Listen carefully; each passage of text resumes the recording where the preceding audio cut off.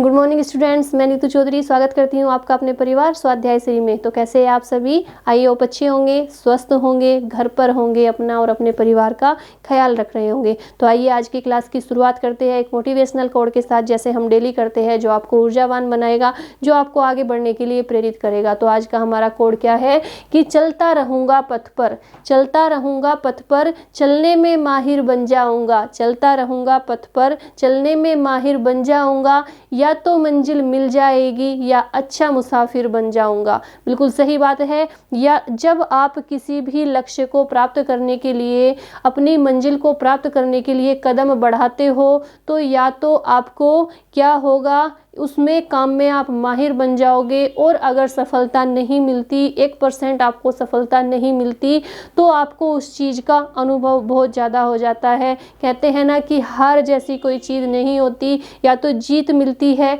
या सीख मिलती है। तो आप किसी भी काम को करते हैं, कोई भी लक्ष्य निर्धारित करते हैं, उसे प्राप्त करने के लिए कदम बढ़ाते हैं, तो आपको एक एक कदम पर अनुभव प्राप्त होते हैं, कुछ ना कुछ सीखने को मिलता है। तो हार जैसी कोई भी चीज़ नहीं होती। या तो आप माहिर बन जाएंगे, और माहिर नहीं बने तो अच्छे मुसाफिर बन जाएंगे। तो आइए इसी के साथ क्लास की शुरुआत करते हैं, जिसमें हमारा चैप्टर चला हुआ है पेशी तंत्र यानी मस्कुलर सिस्टम। ठीक है, कल उसमें हमने क्या पढ़ा था? कल उसमें हमने पढ़ी थी हमारी कौन सी पेशियाँ? कंधे को घुमाने वाली पेशियाँ। ठीक है, कंधे को घुमाने वाली पेशियाँ पढ़ी थी। फिर हमने श्वसन की पेशियाँ भी स्टार्ट की थी, लेकिन वीडियो कंप्लीट नहीं हो पाई, तो इसलिए हम आज फिर से श्वसन की जो पेशियाँ है वो कंप्लीट करेंगे। फिर से शुरुआत से शुरू करते हैं। पेन और कॉपी लेके बैठेंगे, मेरे साथ साथ नोट डाउन करते हुए चलेंगे। ठीक है, तो चलिए स्टार्ट करते हैं। पहले हम डालेंगे अपने चैप्टर का नाम। क्या है हमारे चैप्टर का नाम? पेशी तंत्र। पेशी तंत्र यानी मस्कुलर सिस्टम। Muscular system. ठीक है, तो इसमें हम बहुत सारी पेशियों के, बहुत सारी मसल्स के नाम पढ़ चुके हैं। जैसे मैंने आपको बताया था कि मसल्स के नाम याद करने के लिए आपको अस्थियों के नाम याद होने बहुत ज़्यादा ज़रूरी है, तभी आप पेशियों के मसल्स के नाम याद कर पाएंगे। तो हमने इसमें कौन कौन सी मसल्स के नाम कंप्लीट कर लिए हैं। हमारी कंधे को घुमाने वाली पेशी हमारी पिछली क्लास में हुई थी, उससे पहले हमारी चेहरे की पेशियाँ हुई थी, उससे पहले हमारी सिर की और गर्दन की पेशियाँ भी हमारी कंप्लीट हो चुकी है। ठीक है, तो आज हमें क्या करना है? आज हमें करना है श्वसन की पेशियाँ। तो हेडिंग डालेंगे श्वसन की पेशियाँ। श्वसन की पेशियाँ बिल्कुल पॉइंट टू पॉइंट लिखते हुए चलेंगे, अच्छे से धीरे धीरे याद करते हुए चलेंगे। कोशिश करेंगे कि क्लास में ही मसल्स के, पेशियों के नाम याद हो जाए। ठीक है, तो अच्छे से नोट डाउन करेंगे। तो सबसे पहली मसल कौन सी होती है? हमारी श्वास की। तो सबसे पहले लिखेंगे श्वास की मसल सबसे पहली होती है हमारी डायफ्राम। क्या होती है? डायफ्राम। कौन सी होती है? डायफ्राम। ठीक है, डायफ्राम होती है हमारी सबसे पहली मसल, सबसे पहली पेशी। ठीक है,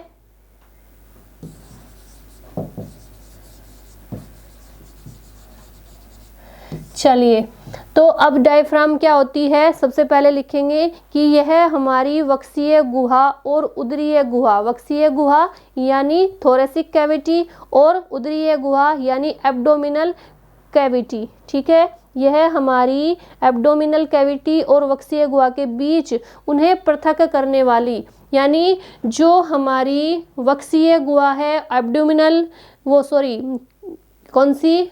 थोरेसिक कैविटी है और एब्डोमिनल कैविटी है। वक्षीय गुहा और कौन सी? उदरीय। उदर यानी पेट, मैंने पिछली बार भी बताया था आपको, उदर यानी पेट।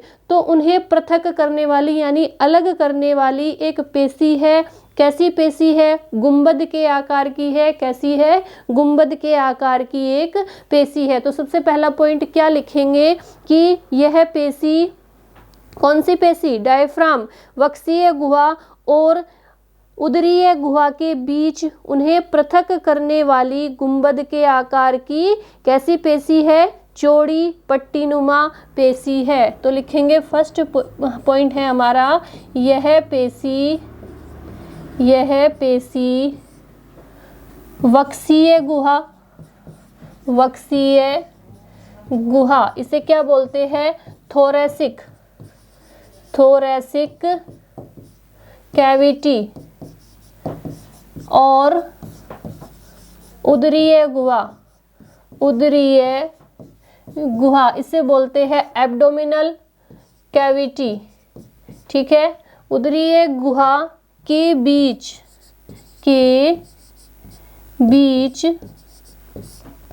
उदरीय गुहा यानी एब्डोमिनल कैविटी, ठीक है, के बीच उन्हें पृथक करने वाली, के बीच उन्हें पृथक करने वाली यानी अलग करने वाली, पृथक करने वाली गुंबद के आकार की। कैसे? गुंबद आपने देखा होगा ना, ऐसा होता है कुछ गुंबद इस तरह का, मुझसे पिक्चर इतनी बनानी नहीं आती लेकिन कुछ कुछ ऐसा ही होता है गुंबद।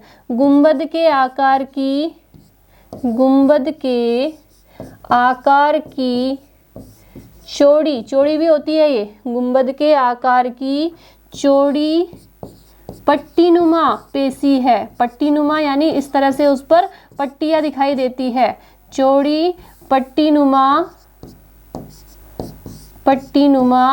पेशी है यानी मसल है। ठीक है, तो कैसी मसल है, कैसी पेशी है? ये हमारी जो एब्डोमिनल कैविटी है और थोरेसिक कैविटी है उसे अलग करती है, अलग करने वाली गुंबद के आकार की चौड़ी और पट्टीनुमा पेशी है। ठीक है, आगे क्या लिखेंगे इसी में कि ये पेशी क्या करती है? ये पेशी हमारे वक्षतल और उदर की छत बनाती है। वक्षतल यानी वक्ष यानी चेस्ट, तल यानी नीचे वाला भाग, वक्षतल की और उदर की छत यानी उदर यानी पेट और छत यानी ऊपर वाला भाग, यानी वक्ष की चेस्ट का नीचे वाला भाग और उदर का ऊपर वाला भाग बनाती है। तो क्या लिखेंगे सेकंड पॉइंट? यह पेशी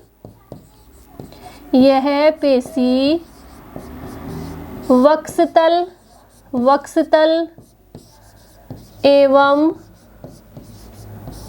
उदर की छत बनाती है। उदर यानी पेट का ऊपर वाले हिस्सा, उदर की छत बनाती है यानी छत का निर्माण करती है, छत बनाती है यानी ऊपर वाले भाग का निर्माण करती है, हमारे पेट के छत बनाती है।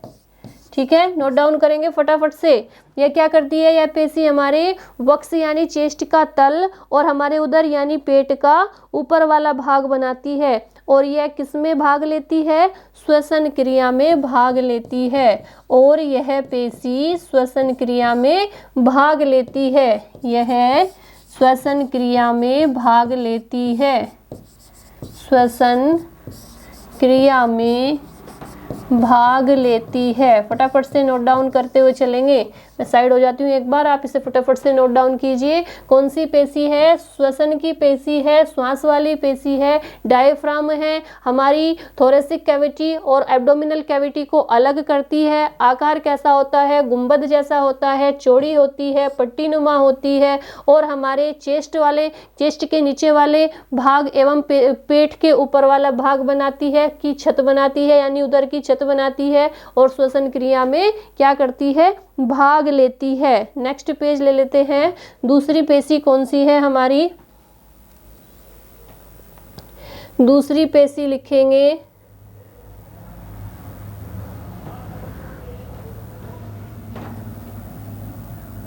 चलिए, दूसरी पेशी है श्वसन की। दूसरी पेशी का नाम लिखेंगे, उसे बोलते हैं हमारी बाह्य इंटरकोस्टल पेशी। कौन सी है? बाह्य, नंबर 2 पे, बाह्य इंटरकोस्टल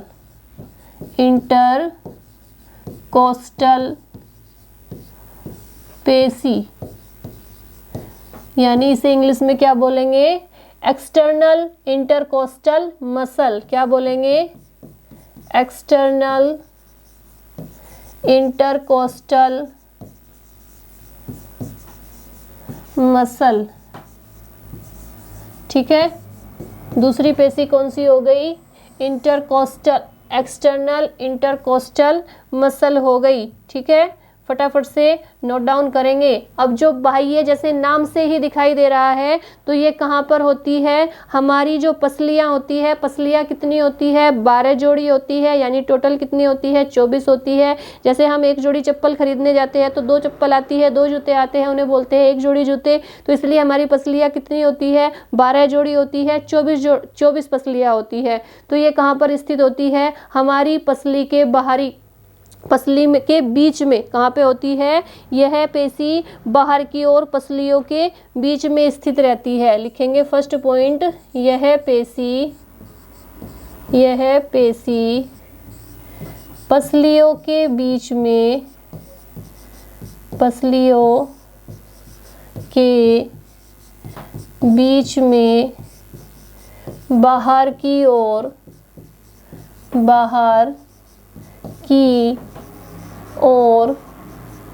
स्थित रहती है। कहाँ पे, जैसे बाह्य से ही लग रहा है तो ये बाहर की ओर स्थित रहती है। कहाँ पर, हमारी पसलियों के, हमारी रिब्स के बीच में। ठीक है, तो कहाँ पर स्थित रहती है, बाहर की ओर स्थित रहती है।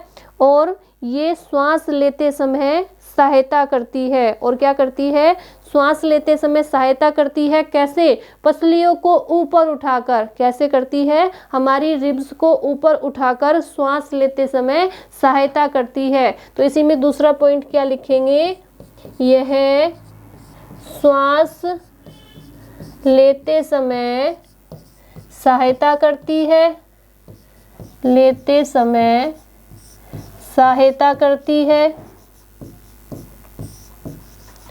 और पसलियों को ऊपर उठाती है। और हमारी रिब्स को क्या करती है, ऊपर उठाती है। पसलियों को ऊपर उठाती है। फटाफट से इसे मेरे साथ साथ ही नोट डाउन करते हुए चलेंगे। क्या करती है, हमारी पसलियों को ऊपर उठाती है। ठीक है, इसके बाद नेक्स्ट कौन सी हो जाती है, फटाफट से लिखेंगे। नेक्स्ट पेज ले लेते हैं उसके लिए।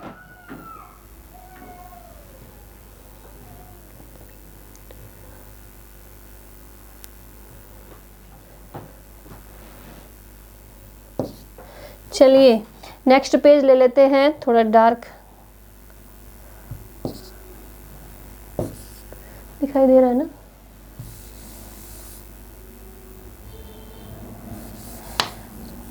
जैसे ये थी हमारी बाह्य इंटरकोस्टल, अब दूसरी कौन सी होगी, आंतरिक इंटरकोस्टल, यानी इंटरनल इंटरकोस्टल मसल। कौन सी है, तीसरे नंबर पे आंतरिक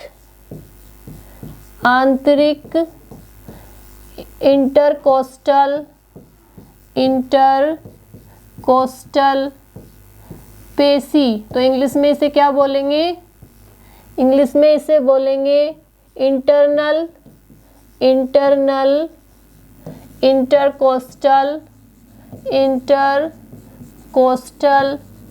मसल। ठीक है, तो जैसा कि इसके नाम से ही लग रहा है, ये कहाँ पे स्थित होगी, ये होगी हमारे कहाँ पे, आंतरिक यानी इंटरनल यानी आंतरिक भाग में स्थित होगी। कहाँ पर, हमारी पसलियों के। तो इसमें क्या लिखेंगे, ये पसलियों के बीच में कहाँ पर होगी स्थित, अंदर की ओर। पॉइंट क्या लिखेंगे, यह पेशी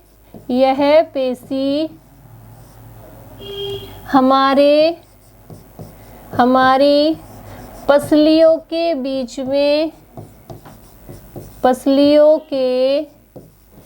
हमारी पसलियों के कहाँ पे, बीच में, पसलियों के बीच में कहाँ की ओर, अंदर की ओर। जैसा कि आंतरिक से ही लग रहा है, पसलियों के बीच में अंदर की ओर स्थित होती है, अंदर की ओर स्थित होती है। ठीक है, फटाफट से नोट डाउन करेंगे। ये वो कहाँ पे होती थी, पसलियों के बीच में बाहर की ओर हमारी बाह्य इंटरकोस्टल पेशी, और आंतरिक इंटरकोस्टल पेशी हमारी पसलियों के बीच में अंदर की ओर स्थित होती है। फटाफट से नोट डाउन करेंगे, कहाँ पे होती है, अंदर की ओर स्थित होती है। और ये क्या करती है, ये पसलियों को नीचे और अंदर की ओर खींचती है। हमारी जो रिब्स है उन्हें नीचे की ओर और अंदर की ओर खींचती है। ये जो कौन सी पेशिया, इंटरकोस्टल, ये पेशिया पसलियों को, ये पेशी लिखेंगे, एक ही तो है ये, पेशी पसलियों को नीचे और अंदर की ओर खींचती है, नीचे की ओर और अंदर की ओर खींचती है, अंदर की ओर खींचती है। ठीक है, क्या करती है ये, हमारी रिब्स को नीचे की ओर खींचती है और अंदर की ओर खींचती है, याद रखेंगे। ठीक है, और क्या करती है, और पसली जो हमारी वो है श्वास में, हमारे श्वास लेने में मदद करती है, ये भी लिख लेंगे, और श्वास में सहायता करती है, और श्वास में सहायता करती है। फटाफट से नोट डाउन करेंगे इसे। तो ये हमारी कौन कौन सी पेशी हो गई, हमारी श्वसन की पेशी कौन सी हो गई, सबसे पहली हो गई हमारी डायफ्राम, दूसरी हो गई हमारी बाह्य इंटरकोस्टल पेशी जिसे बोलते हैं एक्सटर्नल इंटरकोस्टल पेशी, तीसरी हो गई हमारी आंतरिक इंटरकोस्टल पेशी यानी इंटरनल इंटरकोस्टल पेशी यानी मसल। ठीक है, फटाफट से नोट डाउन करेंगे।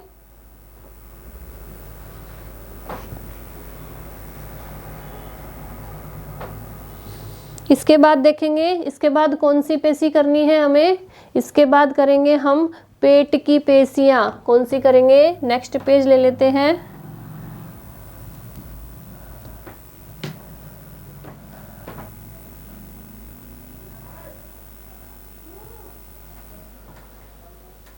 चलिए,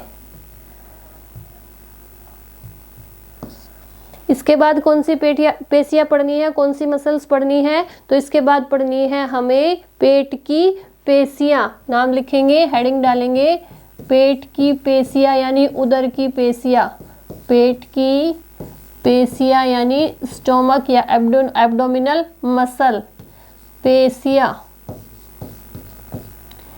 ठीक है, तो फटाफट से मेरे साथ साथ ही नोट डाउन करते हुए चलेंगे। पेट की पेशियों में सबसे पहले आ जाती है हमारी रेक्टस एब्डोमिनस पेशियां। कौन सी आ जाती है, नंबर 1 पे रेक्टस एब्डोमिनस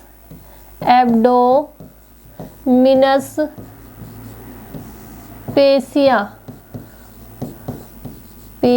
इंग्लिश में क्या लिखेंगे, रेक्टस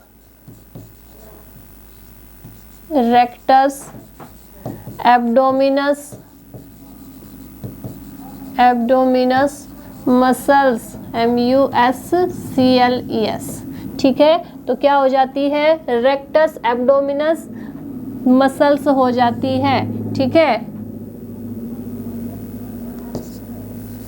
चलिए, तो ये जो रेक्टस एब्डोमिनस पेशिया है ये हमारी कहाँ पे होती है, फटाफट से नोट डाउन करेंगे। ठीक है, तो ये जो रेक्टस एब्डोमिनस है इसके बारे में लिखेंगे कि यह पेशी हमारे पेट की मध्य रेखा के दोनों ओर स्थित ऊपर की चौड़ी और सपाट पेशी है। कहाँ पर, हमारी पेट की जो मध्य रेखा है, सेंटर है, उसके ऊपर स्थित दोनों ओर की पेशी है। कैसी है, चौड़ी है और सपाट है। फटाफट से लिखेंगे इसमें फर्स्ट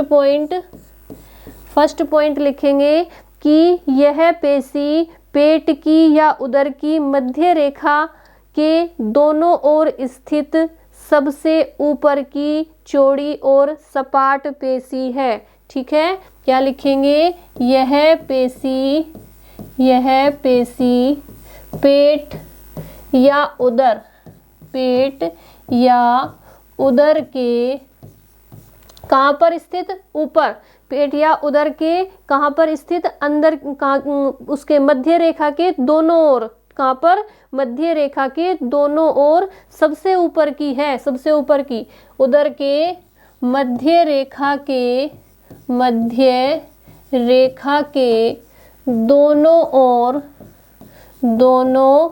ओर सबसे ऊपर की, यानी पेट की पेशियों में ये सबसे ऊपर वाली पेशी है, दोनों ओर सबसे ऊपर की पेशी है, सबसे ऊपर की पेशी है। ठीक है, कैसी पेशी है? सबसे ऊपर की पेशी है। नोट डाउन कीजिए फटाफट से, कैसी पेशी है हमारी पेट की? सबसे ऊपर की पेशी है। और कैसी है ये? चौड़ी और सपाट है। कैसी है? चौड़ी और सपाट।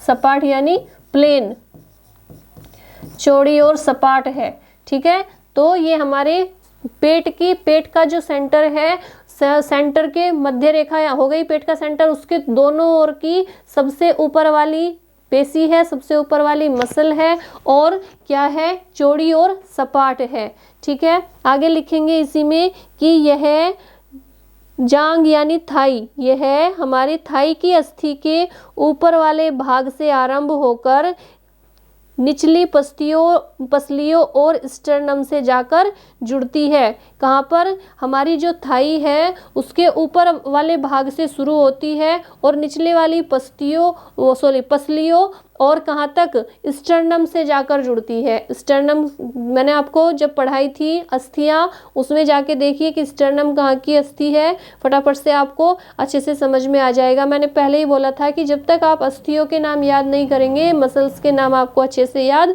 नहीं होंगे। तो ये कहाँ से निकलती है, कहाँ पर जाकर जुड़ती है? तो लिखेंगे इसमें, यह जांघ की अस्थि के ऊपर वाले भाग से आरंभ होकर, क्या लिखेंगे?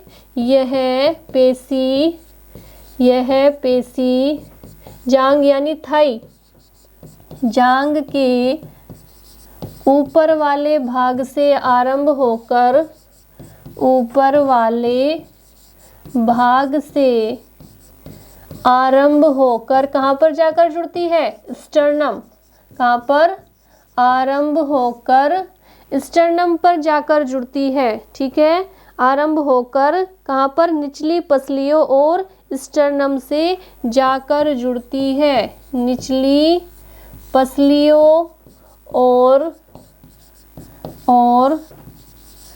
स्टर्नम से जाकर जुड़ती है। स्टर्नम से जाकर जुड़ती है। फटाफट से नोट डाउन करेंगे इसे। कहाँ पे जाकर जुड़ती है? निचली पसलियों से और स्टर्नम से जाकर जुड़ती है। शुरुआत कहाँ से होती है? थाई की अस्थि के ऊपर वाले भाग से। ठीक है, थाई की अस्थि लिख लेंगे। थाई की अस्थि कौन सी है? हमारी फीमर। कौन सी है? फीमर, जो हमारी सबसे बड़ी अस्थि भी है, हमारे शरीर की सबसे बड़ी अस्थि भी है। ठीक है, तो ये कहाँ पर जाकर जुड़ती है? हमारे स्टर्नम से और हमारी निचली पसलियों से। बीच में दोनों पेशियाँ क्या करती है? लीनिया एल्बा से जुड़ी रहती है। बीच में कहाँ पर जुड़ी रहती है? लीनिया और एल्बा से। कहाँ पे? लीनिया और एल्बा से जुड़ी रहती है बीच में। ठीक है, फटाफट से इसे नोट डाउन कीजिए, फिर आगे चलते हैं। दूसरी पेशी कौन सी है? फटाफट से इसे नोट डाउन करेंगे। नेक्स्ट पेज ले लेते हैं।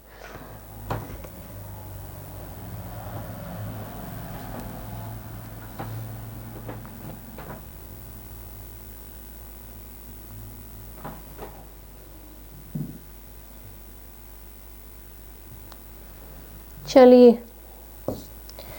दूसरी पेशी कौन सी है? हमारे पेट की, हमारे उदर की दूसरी पेशी का नाम लिखेंगे। दूसरी पेशी है हमारी एक्सटर्नल ओब्लिक पेशी। कौन सी है? एक्सटर्नल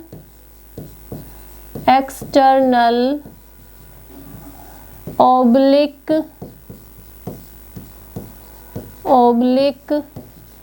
पेशी। एक्सटर्नल ओब्लिक पेशी, इंग्लिश में भी इसे ऐसे ही लिखेंगे, एक्सटर्नल ओब्लिक मसल। ठीक है, नोट डाउन करेंगे। अब ये जो एक्सटर्नल ओब्लिक पेशी है ये हमारी कहाँ से शुरू होती है? इस पेशी को बाह्य त्रियक पेशी भी कहते हैं। क्या कहते हैं? बाह्य त्रियक पेशी। अगर आपसे पूछा जाए बाह्य त्रियक पेशी का दूसरा नाम क्या है, तो उसे बोलेंगे आप एक्सटर्नल ओब्लिक पेशी। ठीक है, इसका दूसरा नाम क्या है? बाह्य त्रियक पेशी भी है। ये कहाँ से शुरू होती है? यह निचली पसलियों के से आरंभ होकर नीचे तथा आगे की ओर जाकर श्रोणि प्रदेश से मिलती है। कहाँ से शुरू होती है ये हमारी निचली पसलियों से आरंभ होकर, कहाँ से? निचली पसलियों से आरंभ होकर कहाँ पे जाके जुड़ती है? नीचे और आगे की ओर जाकर श्रोणि प्रदेश से जुड़ती है। ठीक है, तो लिखेंगे इसमें यह निचली पसलियों से आरंभ होकर, फर्स्ट पॉइंट क्या लिखेंगे? यह पेशी निचली पसलियों से आरंभ होकर, निचली पसलियों से आरंभ होकर, आरंभ यानी शुरुआत होकर, शुरू होकर श्रोणि प्रदेश, किससे? श्रोणि प्रदेश से जाकर जुड़ती है। किससे जाकर जुड़ती है? श्रोणि प्रदेश से जाकर मिलती है। श्रोणि प्रदेश से जाकर मिलती है। फटाफट से नोट डाउन करते रहिए। ठीक है, और क्या करती है कि यह यह जो हमारा पेट है, जो हमारा उदर है, यह पेट का किनारे वाला भाग बनाती है। कौन सा भाग बनाती है? किनारे वाला। सेकंड पॉइंट क्या लिखेंगे? यह उदर या पेट का किनारे वाला भाग बनाती है, यानी साइड वाला भाग बनाती है। किनारे वाला भाग बनाती है। फटाफट से नोट डाउन करेंगे। कौन सी हो गई दूसरी पेशी? एक्सटर्नल ओब्लिक पेशी हो गई। कौन सी हो गई? एक्सटर्नल ओब्लिक पेशी। ठीक है, तीसरी पेशी कौन सी हो जाती है हमारी? इंटरनल ओब्लिक पेशी। नेक्स्ट पेज ले लेते हैं।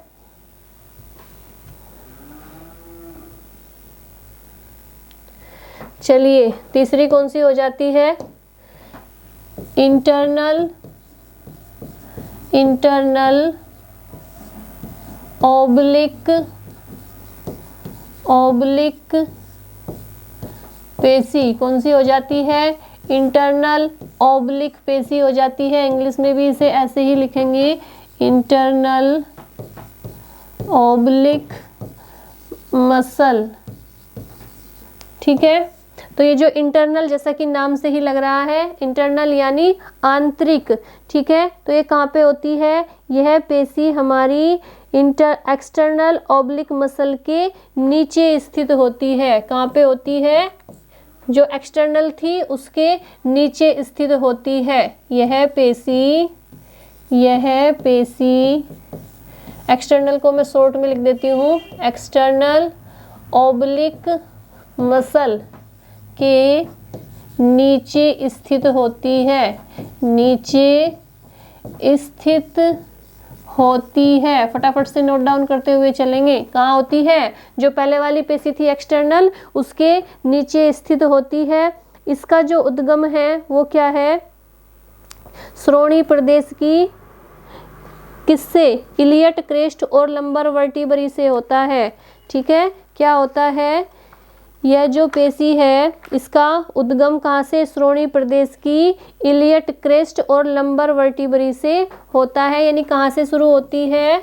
इसका उद्गम यानी इसकी शुरुआत, इसका उद्गम श्रोणि प्रदेश के कहाँ से? इलियट और लंबर वर्टिब्रे से होता है। श्रोणि प्रदेश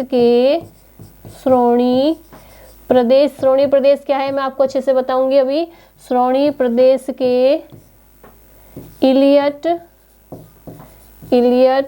और लंबर लंबर वर्टिब्री से होता है, वर्टिब्री से